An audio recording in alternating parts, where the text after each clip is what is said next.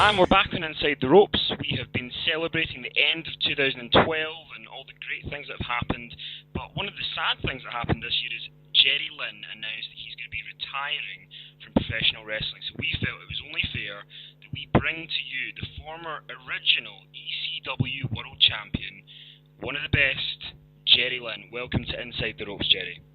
Well, thank you for having me. Thank you very much for coming on. So, I mean, yeah, we're all quite sad that you're retiring. So, you're going to be retiring next year in 2013, and you're sort of doing the rounds in various cities. So, what made you choose to retire, and when did you kind of finally make the decision that that was it? It was earlier in the year. I can't remember the exact month. I think it was around April or May. I was wrestling out east, and but really, pretty much started it, I forgot, was 2 years ago when I needed back surgery. And that pretty much ended my full-time career, just dead in its tracks. And I thought afterwards, I'll just try and do it part-time. But after back surgery, and even just trying to do it part-time, after every match, my body really told me that I really need to stop. So I was in a match out east, and the guy I was wrestling got concussion and a bad stinger, and I didn't know till the end of the match. And then he told me he was hurt, that something just clicked in my head, and it just told me I was pushing my luck. And so at that moment, I just decided to make the announcement that this is it. This is my last year. But it pushed back a couple months, because once I made the announcement, the phone started ringing. And I've had a lot of brothers, and they were all calling, trying to get me one last time. What have been your sort of highlights so far from this retirement tour? I guess hearing from the fans and the wrestlers, hearing them say, please don't retire. So that's always nice to hear, that everyone appreciates your work. And what sort of, so you've been kind of going around different cities, what sort of matches have stood out for you in the tour so far? That's a tough one. Because I've been asking all the promoters, please don't put me in a singles match. Please put me in like a multi-man match, a tag match, a three-way, four-way, you name it. Because the shape my body's in, I can't really be that 20-minute singles match guy anymore, And I've always been my own worst critic, and I always, I'm a perfectionist, and I don't want to go out there and embarrass myself. And if I can't go out there and go at it like I was able to 10 years ago, I don't want to disappoint. So I'm trying to, I guess, hide the flaws and weaknesses. I can't really pick any matches that really stick out. I mean, it's just, I've said a lot of times that every show now is like a family reunion, because I'll see wrestlers I've known for the last 2 decades, and I'll see the younger wrestlers that I've seen, improving and getting better throughout the last 10 years. They're like watching my kids on the road growing up, and then the same fans in the same cities that have been, queen for years. So every show is like a family reunion. So every show is special. How did you wind up in ECW? After I was released from WCW, I had a tryout match with WWF with Taka Michinoku. And once that aired, Paul E realized I had been released and I was out of my contract, so he had Chris Candido hunt me down, and Chris called up and asked, he said that Paulie was wondering if I'd want to do a couple shots. And that's how it all started. There's obviously, you saw the movie Beyond the Mat, where they show you sort of what Paul E's like backstage. What was the ECW atmosphere like backstage with the wrestlers? Oh, there was politics, but on a much smaller scale. I mean, and it was, for the most part, it was more like a family who wanted, everyone was rooting for each other to go out there and do a great job. And there was plenty of times where wrestlers would come back after a match, and all the boys in the back would give us a standing ovation. So, it was a lot more of a team atmosphere, trying to build something together. And when you were in ECW, you had some great matches with Rob Van Dam for the TV title. What are your sort of memories with working with him? Oh, right from the very first time we wrestled, we just, our styles really just gelled together, and we just wanted to go out there and give the fans something they hadn't seen before. And plus, we were challenging ourselves. And we played rough. It seemed like every time we wrestled, either he or I or both of us were getting popped open, But it was challenging, and it was fun in some weird way. It was very painful at times, but I should say most of the time. I guess it was very motivational, and it always challenged us to create more goals and to top what we did the last time. And what about when you were in ECW working in front of that crowd, that ECW crowd? What was that? Because people who maybe watch wrestling now that didn't watch ECW in the 90s can only really watch the DVDs or whatever. But what was it like performing in front of those rabid, I guess you might call them smart fans? What was that like? A lot of them were smart fans, but they were the smart fans that showed up to have a good time, not to show up and sit there and put us under the microscope and be critics. Because the minute they opened the doors, you could just feel the electricity in the air. They just showed up to have a great time. And, 1 minute they'd be chanting, "You effed up," and 30 seconds later they're chanting, "This is awesome." They were just there to have a great time and and they turned it into every show was a big party. It was awesome. And when I talk to people that have never been to wrestling live and are kind of skeptics of wrestling, I tell them, they wonder, what's so great about pro wrestling? They say, well, you're part of, and the more loud and rowdier you are, the more it psychs us up, and the harder we'll go out there and kill ourselves for you. ECW now is probably got the biggest cult following of any promotion, and it still gets get those letters chanted to this day. What is it about ECW that you think people still cling on to it? It was just it's hard to describe unless you've experienced it. It was just a special moment in time, and like I said, the minute the doors open, you could feel the electricity in the air, and it was that way until the end of the show. It was just crazy. It'll always just stay alive, because even the fans back then who were going then, now they've got their kids watching the old DVDs and stuff, and now their kids are fans and want to experience that. I was at a show here in Nashville, and a woman came up to the gimmick table with her little daughter. She must have been about, I guess, 7 or 8. And I asked her name, and I said, well, hi. I said, and before I could even say my name, she says, you're Jerry Lynn. I love all your matches with RVD. This little girl. So it's just like, it just continues on. And that's what drives me nuts when people say, oh, I just wish they would just let it die and blah, blah, blah. It's like, why? If people still enjoy it, what's the problem? And every time I've done a reunion show, it's been a great time, and the fans have had a blast, and that's what it's about, Paul Heyman, has got a lot of people who love him, a lot of people that hate him. What was he like to work for? Because, some people say that he was a creative genius, other people say he was a bad businessman. What were your experiences with Paul Heyman? Well, you nailed it on the head. He was a bad businessman. But on the other hand, he was a creative genius. You didn't want him making the financial decisions, which, it wasn't entirely his fault, because the money wasn't there, and you had WCW and WWF doing talent raids here and there. And so he had to, sign some guys to better money so they wouldn't jump ship. So he was stuck between a rock and a hard place. But also, creatively, he knew how to hide people's weaknesses and build emphasize their strengths. And did you find him quite easy to work for? Did you find I know that you'd mentioned that ECW was more like a family, so did you, from going from Eric Bischoff being your boss to Paul Heyman, was it a very different relationship? No, not really. I always, pretty much just had a strictly business relationship with whoever the bosses were, I don't know. I guess when I went to work, it was business. I never tried to play the politics and get buddy-buddy or whatever. I just kept it strictly business. And speaking of strictly business, you ended up winning the ECW World title. You won it in 2000, which was just incredible. What are your memories of that night and of winning the title, winning your first world title on a sort of national main stage?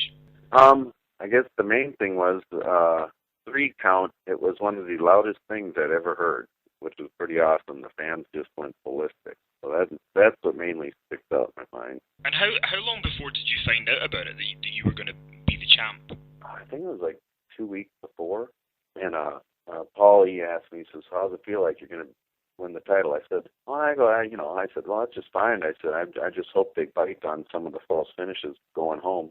I always wanted to build up some good drama going home. So. And I guess when you grow up a wrestling fan, you have that dream of maybe being like a world champion. Like, what is the feeling when you finally accomplish that? Is it as good a feeling as you think it's going to be? I guess since I look at it as a reward for hard work. I guess that's the way I look at it. But I would much have the reward for hard work be financial. So one of our listeners, Darren Williams, he wanted to know, with the reputation that ECW had, what's the craziest thing that you witnessed at ECW, whether it was in the ring or backstage? What comes to mind as the craziest thing from ECW that you remember? Oh, wow. That's a tough one. There's so many crazy things. All right, let's see. It'd have to be when New Jack and Vic Grimes went off the scaffolding. That was pretty crazy. And when Fonzie wrestled Beulah at the arena, he'd lost so much blood. That was crazy. When Sabu and Terry Funk in the barbed wire, and Sabu's arm was just, he had to get like 70 stitches. In Pensacola, I think it was, Sandman dropping trowel in the middle of the ring. It's just, I felt sorry for the people who bought those Golden Circle tickets. Walking out of one of the buildings and seeing the entire police department, every vehicle there, including paddy wagons, ambulances, police cars, you name it. It was like a disco out in the parking lot, so many lights flashing. There's many nights like that when the Dudleys would incite a riot and the entire police department would show up. There's so many moments, it's hard to name them all. And you, after ECW closed its doors, you went to the WWF in 2001. How did that end up that you went to the WWF? That was very disappointing. That when you break in the business, that's pretty much everyone's goal is to get to the WWF, or E now I should say, but back then it was WWF still. And, when I got there, same thing, a lot of politics, takes all the fun out of it, it's all a business. Which, that's mainly what this, that first and foremost, pro wrestling is about making money. It is a business. Like I said, if you're not having fun while you're doing it, why do it? Because you're destroying your body in the process. It was disappointing because after the first couple months, I was doing jack and metal taping, and then after that, all they had me doing was dark matches with guys getting tryouts. And I thought, this is what you hired me for? And I got hurt in one of those dark matches with someone getting a look at and needed knee surgery, and that was 6 months in. And then 3 months after my knee surgery, they asked if I was ready to come back, and I said no. The doctor said 6 months, and a week later got my walking papers. So once again, there's never a good time for an injury in this business. Plus, at the time, right after I got hired, they bought WCW, so you had twice as many superstars as you needed. And I wasn't a big built-up superstar like these other WCW guys were, so I was just, time filler, you could say. And so when you came to the WWF in 2001, and obviously you won the light heavyweight title straight off the bat, when you got there, did they discuss with you any plans that they had? No, I didn't even know. I had no idea they were even going to put it on me till I got to the building. And the first thing I thought was, why? Because you haven't built me up or anything. Why just bring me in and then slap it on me, And then have me be a heel. When majority of my career I've been a face, and then all of a sudden, with no rhyme or reason, you want me to be a heel without, So even after I cheated and won and all that, I still got a great reaction from the crowd. And even Paul Heyman told me afterwards, he said, the office is really surprised you got such a great reaction from the crowd.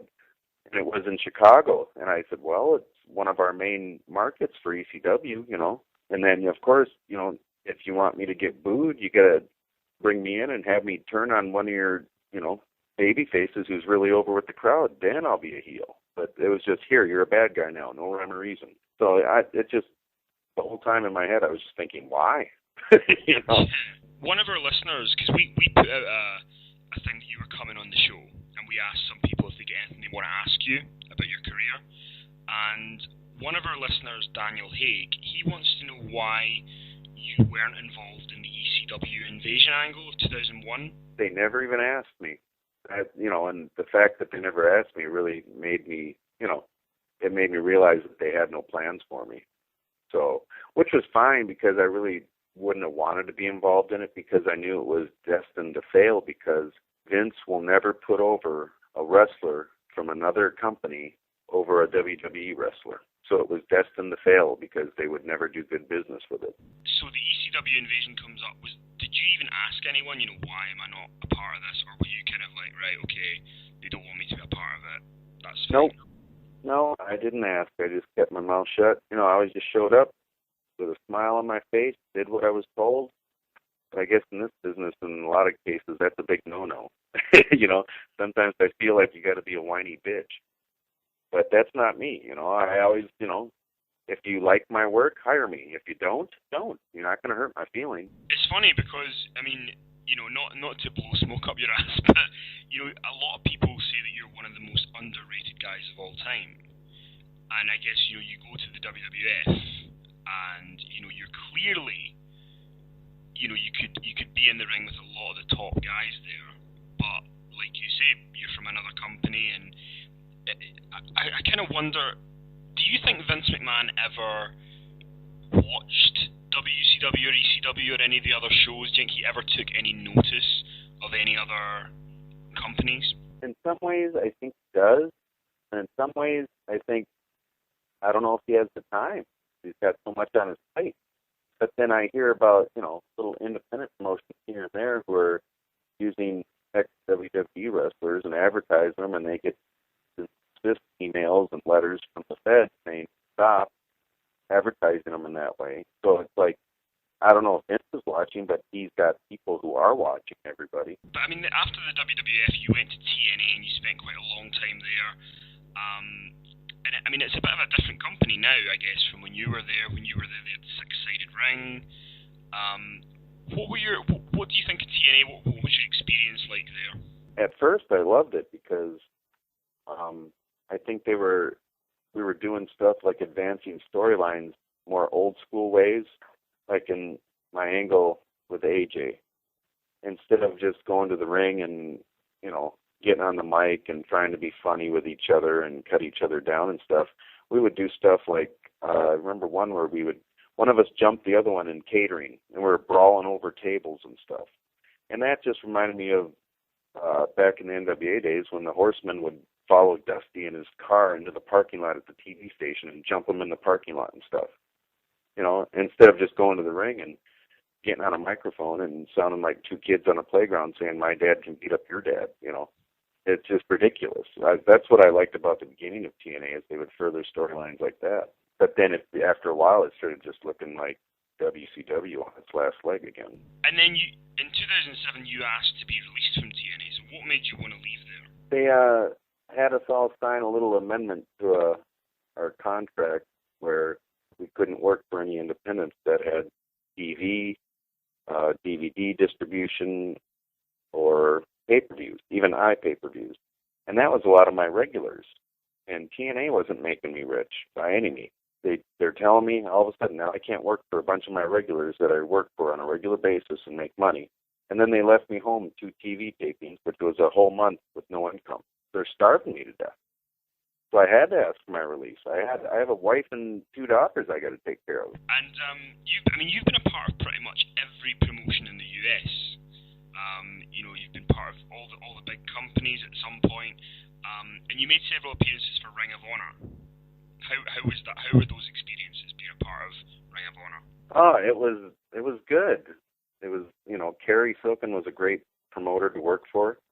He was probably one of the most honest promoters I've ever worked for in my career, and the wrestlers there were just incredible. They could do some incredible stuff, and it kept me on my toes, that's for sure, to keep up with them.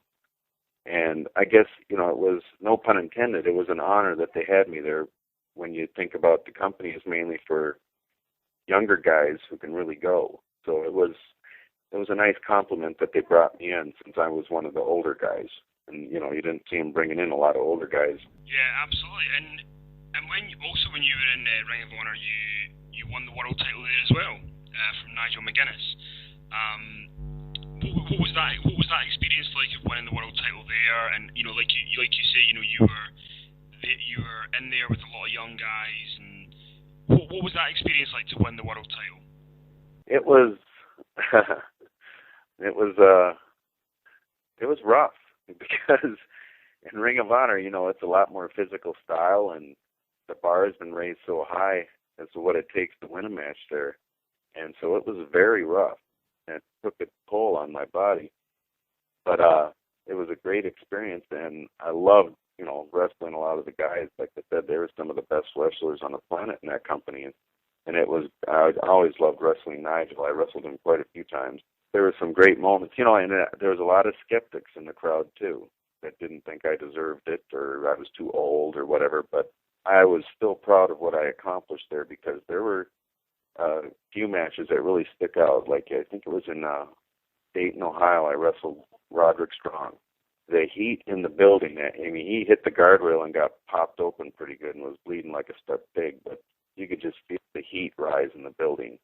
And going home, the fans were just biting and thought that I was dropping the strap, and then same in Boston when I wrestled Chris Hero. We had the fans biting and they thought I was dropping the strap. And there was, moments like that, even, with the skeptics, I was just like, it was just, I was very proud of those moments because I felt like I was doing what I was supposed to do at that point in my career, and I was shining up these guys and I thought I was having good matches with them, especially when you get a whole building full of fans blowing the roof off the place. Extreme Reunion, for example, has now done maybe 4 shows. Where do you see that sort of company going? Do you see them becoming like a full-time operation, or do you see it kind of being like a reunion tour? It's hard to predict in this business because look, when ECW started, they were outside offering people on the sidewalk free beer and hot dogs just to come in and watch the show. So it's hard to make any predictions, there's a lot of skepticism on Extreme Reunion's first show, but I think there's a lot of fans there that they're just a crap all over it. Obviously before it even got underway, because when the opening video started and there was no audio, they started chanting, "This show sucks," right off the bat. So I think there was just a large contingent that wanted to see it fail right away, when if the ECW fans would have been chanting "Can't hear shit" instead of "This show sucks," So it just depends. So and you're going to be a part of that event on December 29th? Yes. Well, yeah, this will be my last match with them, and I'll be wrestling Homicide, which I've always liked wrestling Homicide. He pretty much lights the fire under my ass when I get out there. So, but also I'll be involved, hopefully behind the scenes as an agent for him afterward, on the future shows. But I like their concept, which, I know the old ECW originals, you can't go on forever, granted. But what they're trying to do is implement and bring in newer, younger talent that fit that old ECW mold. And there's a lot of great talent across the country that fit that mold, and I think it's something that we carry on and give the fans what they want to see, is that old ECW experience. Well, obviously Extreme Reunion is a lot more close to what the original ECW was, and you're going to be a part of their next event on December 29th in Philly, and that's going to be on iPay-per-view. So you can go to wwnlive.com to watch that, or you can go to extremereunion.net to get more info about it. But when is your last match going to be? Do you know that yet?